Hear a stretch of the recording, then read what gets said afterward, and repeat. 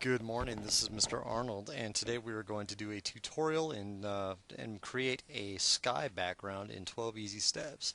To get started, go to File, New, and under here where it says Preset, I would like you to change that from Custom down to Web, and the first one that comes up is 640 by 480 with a resolution of 72, RGB color, and a background content of white. That will be perfectly fine. Please press the letter D on your keyboard. That's D as in dog, or D as in diamond, or D as in delirious, or D as in, you get the point. All right, anyway, D on the keyboard, and what that does is changes your background and foreground to the default colors of black and white. Let us go to the Layers panel. If you do not have that open, go to your Windows menu and choose Layers, or press F7 on the keyboard. We are going to create a new layer, and we're going to next go to Filter, which is up here at the top. We're going to choose Render, and then I would like you to choose Clouds. Oh my, look at that. Now you may not like the way that that initially looks, so what we'll do is press Control F a couple times to reapply the filter until you get a configuration that you like. I'll take that one. That's Control F. Alright, now let's sharpen the clouds up. So we'll go to our Image menu, and we'll go to Adjustments, and I'd like you to choose Levels. It should be the second one on the list. Or you can press Control L on the keyboard. And we have some values to put in for the input, so let's change the input levels. Right here, we'll change this one to 84. And we'll leave the next one at 1.00, and the last one, let's change that to 213. And as you can see, that went ahead and changed it up and gave it plenty of contrast. On the bottom, we'll leave those output levels as 0 and 255. That's perfectly fine. Please click OK. Now let's make the sky background. Are you ready? Let's do that. Click on your background layer. Turn the visibility off on your clouds. With the background layer selected, we're going to switch over to the gradient tool. Well, actually, we're going to change our foreground and background colors. So click on the foreground, which is the black square, and we're going to do a hexadecimal value. Actually, not. We're going to do the RGB values.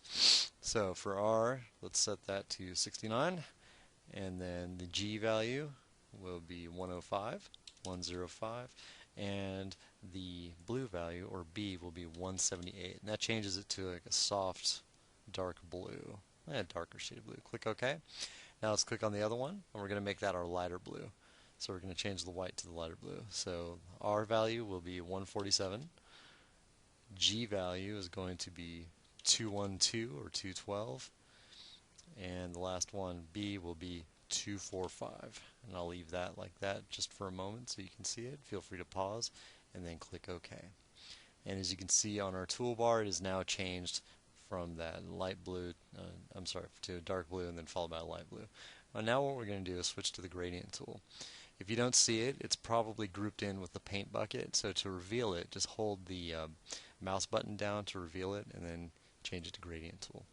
And what we're going to do is go from the top of the window. So I'd like you to take your mouse up here, click, and while holding the shift key, drag straight down like this. And it gives you a nice soft gradient like that. Now what we're going to do is we're going to reveal the clouds. Don't worry, our background is still there. We go ahead and turn that on. And we're going to switch from layers over here to channels.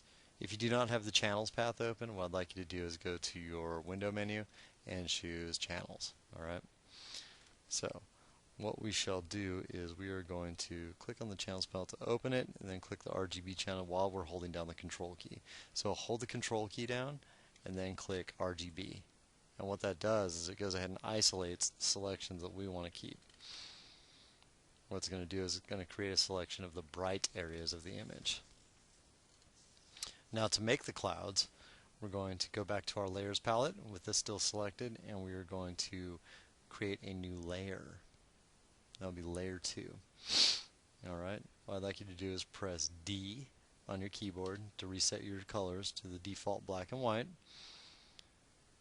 Then, let's see here, click on the new, press Control Delete. Alright.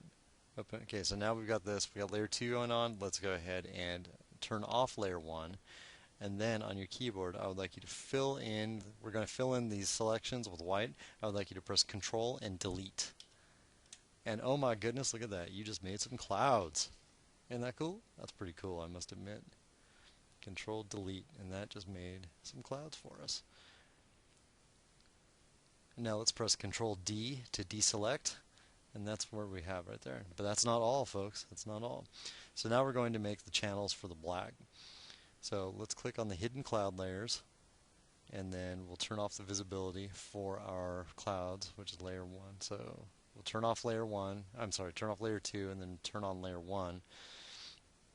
And what we're going to do is we're going to select the entire cloud image.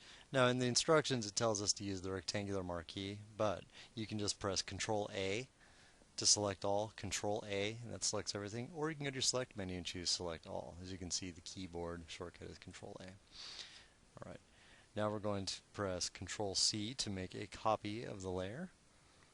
So Control C. Alright, that makes a copy of everything that we've selected.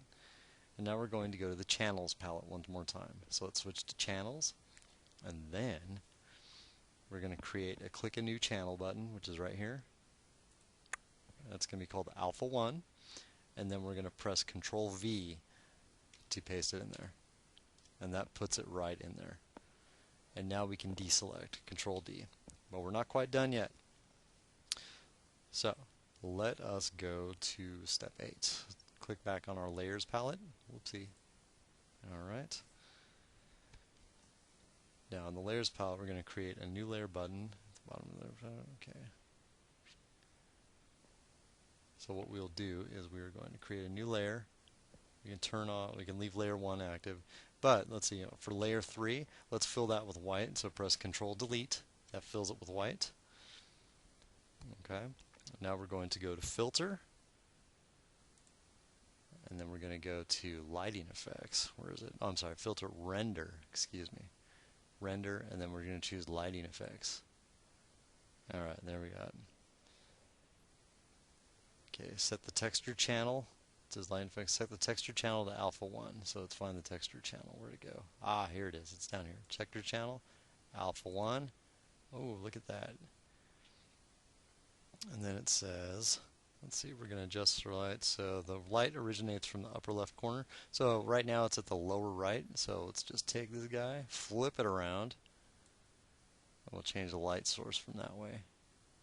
That's good. Feel free to adjust it however you like. Like you may want to make it a little bit smaller, have the angle wider, however you want to do it. Experimentation is definitely worthwhile. And this is going to create 3D clouds on the white image. So let's go ahead and click OK. Alright, so that's what we have right now. It's not quite finished. But what we're going to do is we're going to delete the shape of the clouds. So in the Layers palette, click on the white cloud layer while holding down the Control key. So just click like this, Control, and then click. Oops, wrong thing. Hang on.